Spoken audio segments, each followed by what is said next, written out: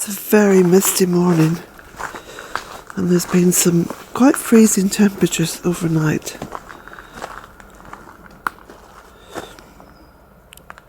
It's very cold.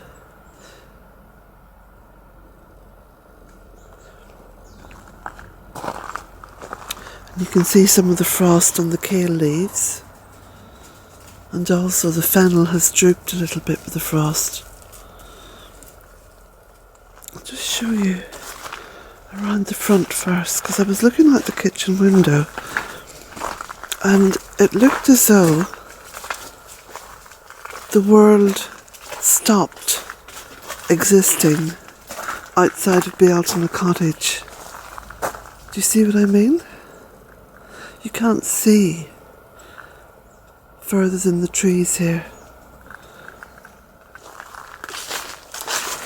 I was just meditating on that, you know, and it reminded me of a film I seen with Nicole Kidman in. I think it was called The Others.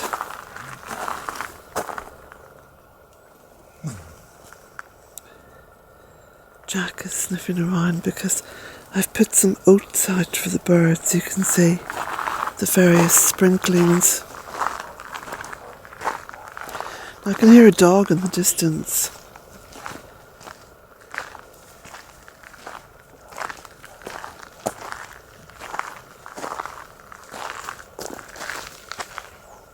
And birds moving about here in the hedgerow.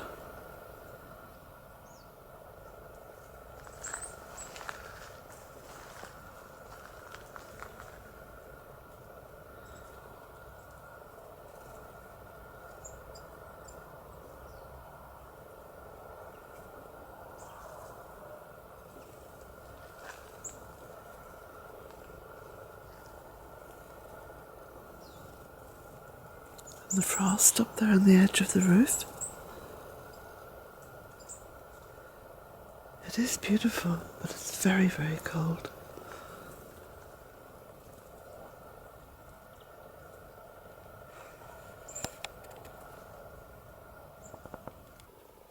So there's one of my neighbour's sheep up in the field behind Polytunnel. There's a little dell there. The sheep do love to go along there and have a nibble.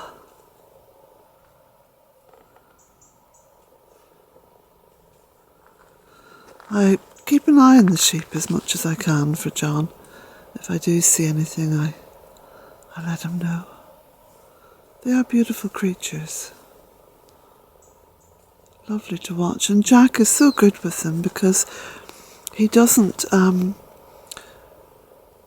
have any urge to sort of jump over the fence and chase them. In all of the, is it 10 years that Jack's lived here? He's lived quite happily alongside the sheep.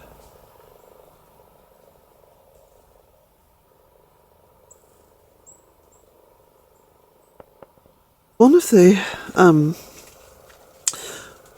the problem areas here in this garden, and you'll always have problem areas where something grows too much or something grows too little or it's too wet or it's too dry. You know, there's always that within any area of land that you plant. Well, and there's also mistakes that you make. I put my hand up. I planted raspberries here and the raspberries have just spread like wildfire. So today,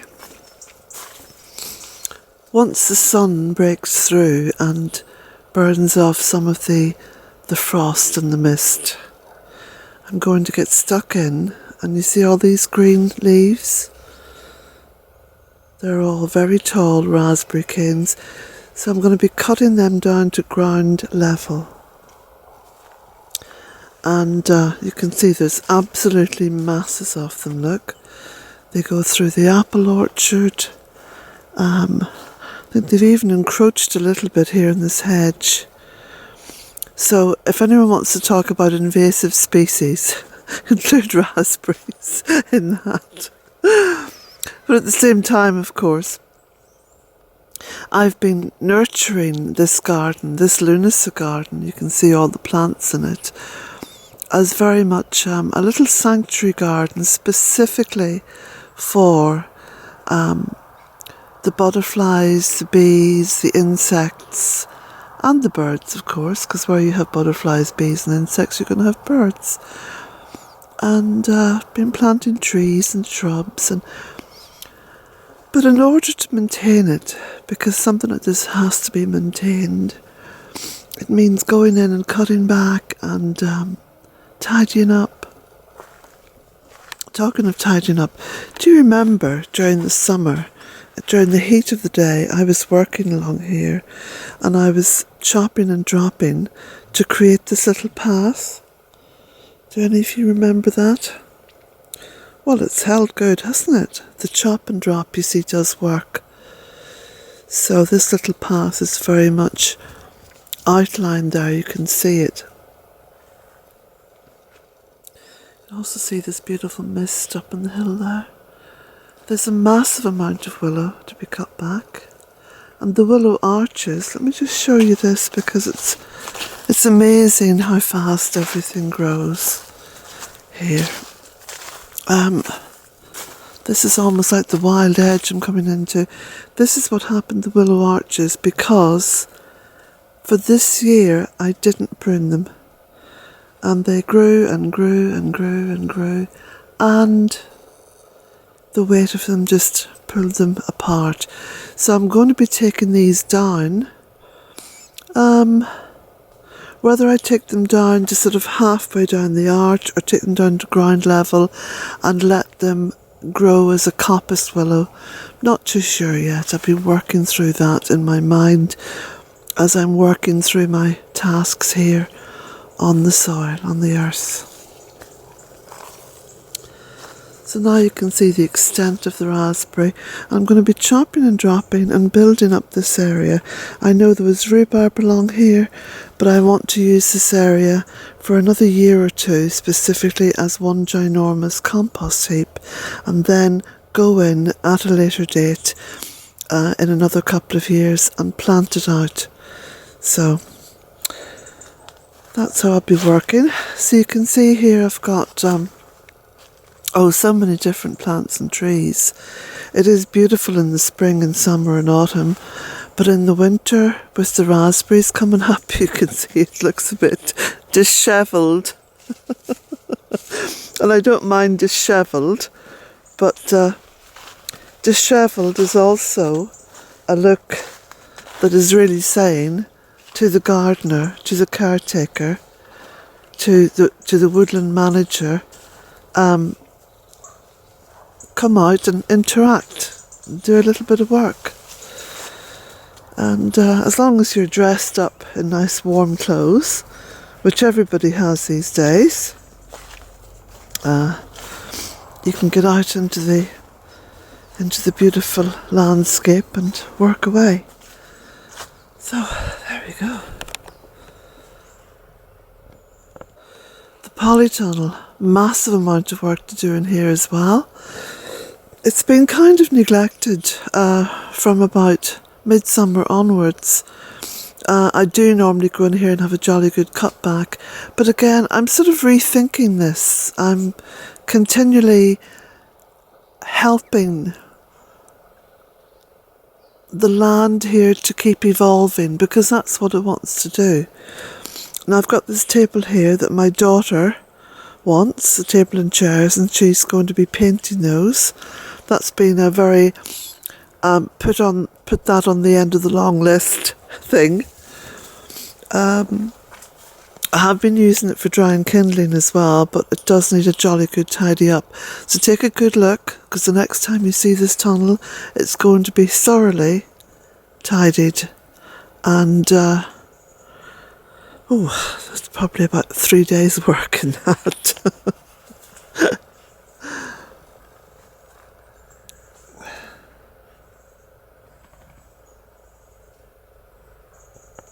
Now through there I have my compost bins, and I emptied several of them this year and obviously I spread it around, the trees and the shrubs, and it's wonderful, wonderful stuff.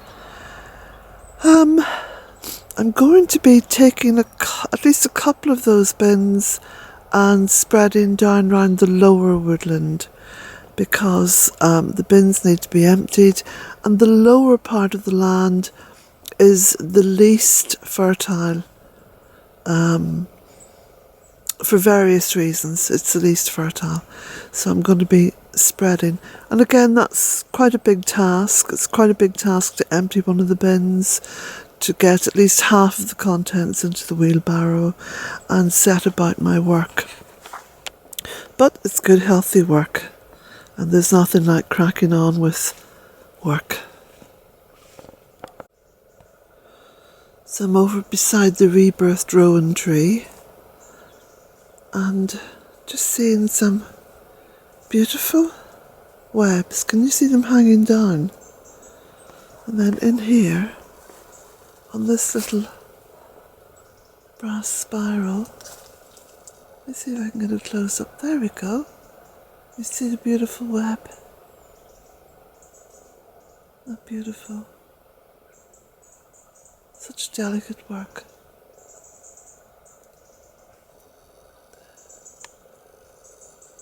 This beautiful ash tree, which is dying, but kept alive by all this wonderful, life-giving ivy, covered with little berries.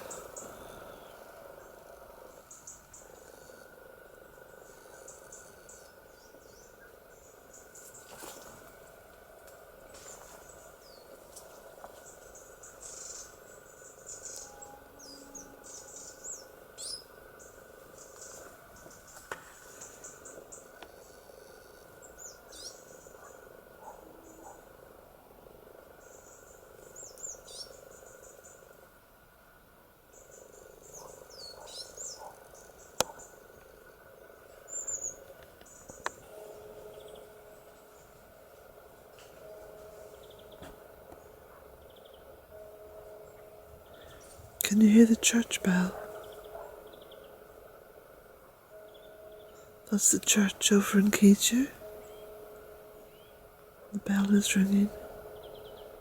You can hear it this morning because it's coming through the mist.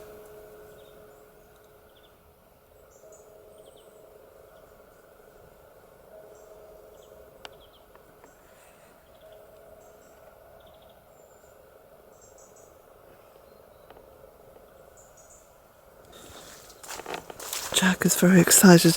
He's been running around and picking up all the scents of overnight visitors to the Altona. There's ice on the water.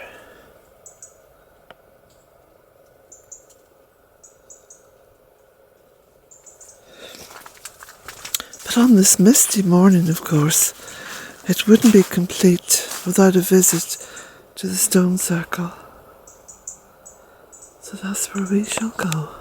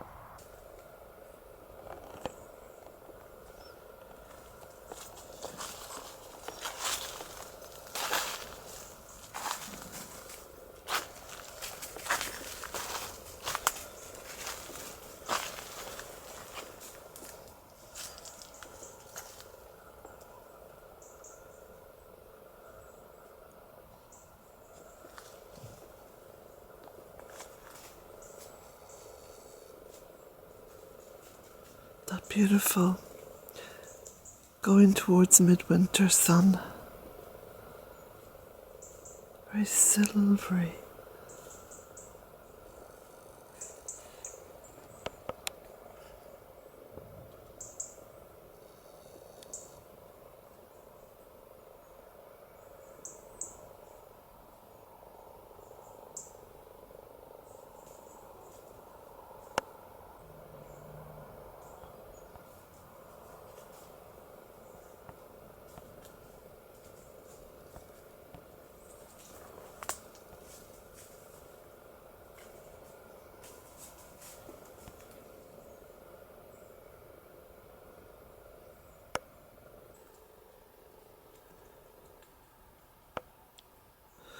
So on this beautiful morning at Belton Cottage, it just remains for me to say blessings to you all.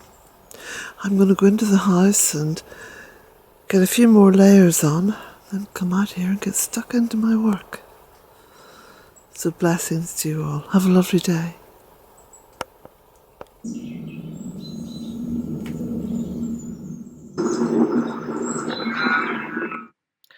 The link to the bookshop is underneath this video. Walking Between Worlds is my latest book. And then there's A Cottage in 3 Acres, which details my journey over the past 16 years. In Search of the Goddess Rising, The Polytunnel Cottage Guide to the Deep Midwinter, the map, which is printed on both sides and is very detailed. It's also a beautiful map to colour in. I know colouring's become very popular these days. Then there's 2 bumper stickers, Plant Like Your Life Depends on It, and the Goddess bumper sticker. But there's also the calendar. And the calendar is the 2021.